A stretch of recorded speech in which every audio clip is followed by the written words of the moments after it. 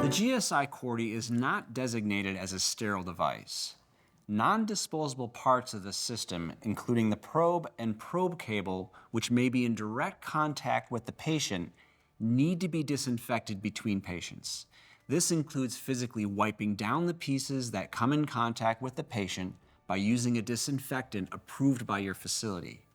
Use of a non-alcohol-based disinfectant is recommended. Non-alcohol-based products, which contain the active ingredient referred to as quaternary ammonia compound or a hydrogen peroxide-based cleaner, may be used. Both disinfectants are specifically designed to disinfect rubber, plastics, silicone, and acrylic products, which are commonly used in hearing evaluation instruments.